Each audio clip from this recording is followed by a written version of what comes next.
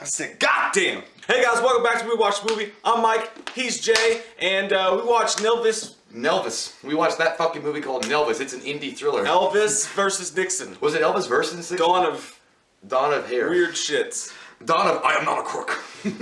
It's the weirdest shit. Like, I mean, you hear that title and you're like, what the fuck is that? Because Mike was telling me, I didn't even know what we were saying. He's like, hey, this movie's coming out, we're gonna go see it. And I was like, cool. I was like, what is it? He's like, Elvis and Nixon. It's like, man, fuck. But then when I went and watched the movie, we're going to see Lincoln.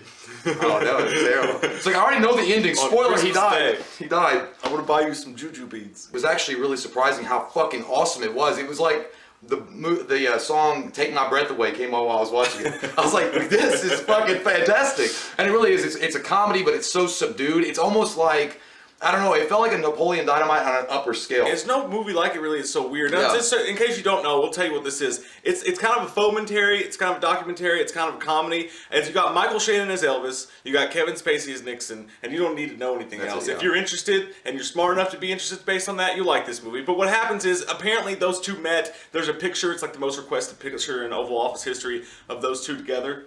Fucking thunder. Ride like lightning, thunder crash like thunder. Really, the whole fucking movie's about Elvis just wanting a fucking badge. He wants a badge. That's all he wants. He wants to be a federal agent at large. They didn't totally go full on caricature, like, what's the word I'm looking for? Characters is pretty good one. No, what people make fun of John Madden, what do they do? They dance, parody him. No, you know what I'm talking about, right? Yeah, I know what you're talking about, but I don't know the words. When you do their voice? I don't know the word. Fuck! Oh, sock puppets. Oh, shit! God damn it! Oh, I'm gonna burn this fucking house down! Now my fucking head's gonna explode if I don't know this. I can't. Wait a minute, shit, because it's not fair. I gotta know this. Fuck! Alright, I don't know. Fuck! God. Anyways, they don't completely try to actually be exactly like Nixon and Elvis. That's their own spin on it. Like Kevin Spacey, like he owns the role of Nixon as well. I mean, he's used to it from House of Cards, so he's already got that presidential swagger about him. Anyhow, so their egos clash because Nixon's all about himself. Like he's pretty much all egotistical and be like, you know, this is my shit, and I got yes men around me, and that's what I'm about. And that's kind of like what Elvis is like, but he's a little smoother. But Elvis walks in and doesn't give a fuck. That's what I mean. When they walk in, they have this clash of the Titans kind of thing. It's like, it's nice, isn't it? It's like, yeah, about looks like my house. And he's like, how many square feet is that, man? Like, I got like 10,000. He's like, I don't know, maybe like 35,000 is what the White House is. It's like, you know, come think of it, I did some additions, maybe mine's a little bit bigger. Yeah, but it was funny because he even talks about, like Elvis even talks about how he does karate and he does Kempo and shit. And then it was funny because right before he comes into the office, Nixon asks his aide, he's like, do you think that I could take it? It's basically about two dudes with giant sets of balls that just like each other. Yeah, it's a dick measuring contest. So it's kind of who wins? Like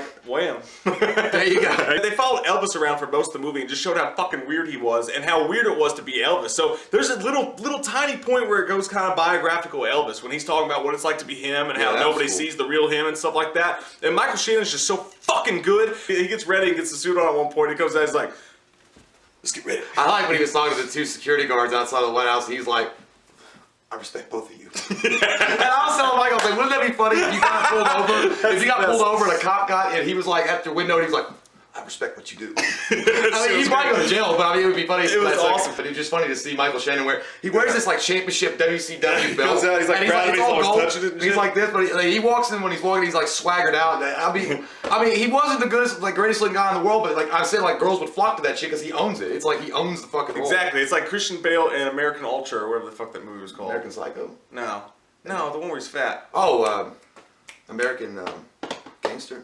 God, this is why you don't drink the night before you do reviews, man. Fucking shit. Where Christian Bale had the bald head and was fat. American Hustle. But Amy Adams still wanted that dick. Yeah, she did. Because of his confidence. That's kind of Michael Shannon in this movie. He's so fucking good, he goes from that slapstick shit and goes right into super serious territory, and you don't fucking miss a beat. It actually portrays Elvis to be a little bit egocentric and into himself, like to a point where nobody else's needs matter, just him. Like, you know, his friend just wants to go the fuck home. He's, man, I just gotta go home. I got me and my fucking girlfriend's parents, they're gonna castrate me. And he's like, man, I need you here, man. I need you to, you gotta stay here for this. And he keeps on telling him, I need you. So it's like, none of that stuff that is going on in his life matters to him. But but the reason he's so likable though is because it's innocent era. Yeah, it's like he has no idea that he's that self-centered because he's just like, well, don't you want to see me get my badge? I think it's a kid, man. I think he's almost like a kid mentality. He's like spoiled in a way. I don't know. But he's awesome. He is awesome. Yeah. I like the funny part with the M&M's because he gets ready to go in there, and they're like, all right, now don't touch the president's M&Ms. And as soon as he goes in there, he's like, I like M&Ms. He just grabs it by a handful and starts shoving them in his mouth. It's weird. It almost doesn't feel like a movie. It just feels like you sit down and you watch shit happen, you laugh, and you get up and walk away. You don't come away with really anything from it, except for it was just like, that was kind of entertaining. The way that Kevin Spacey is as Nixon, and he's talking about Elvis at one particular scene, and he's basically jealous of him, and he's talking about how he was born good looking, and so he didn't have to work for anything, and he had to struggle and get where he was. He's like, women didn't look at me for my looks. I had to make something of myself. He could have been, with a better director, fucking greatest Lex Luthor ever. Just the way the way he was portraying that scene, the jealousy that he had, he could have been fucking amazing. I don't think about this, but it was Zod and Lex Luthor. It's together. That's so weird now. Fucking mind blown. Damn! Quicksilver in that room. And he was Quicksilver. He got fucking all sorts of mashup going on. Yeah. I like it. But yeah, so overall, man, I'm going to give this movie like an 8.5. No, I'm going to give it an 8.0. I liked it a lot. Like I said, it doesn't even feel like a movie. It feels like something that would be a Netflix original almost. Like you just sit down and you're like, what the fuck? If you like the batshit premise, you're going to love the batshit movie. Go see it.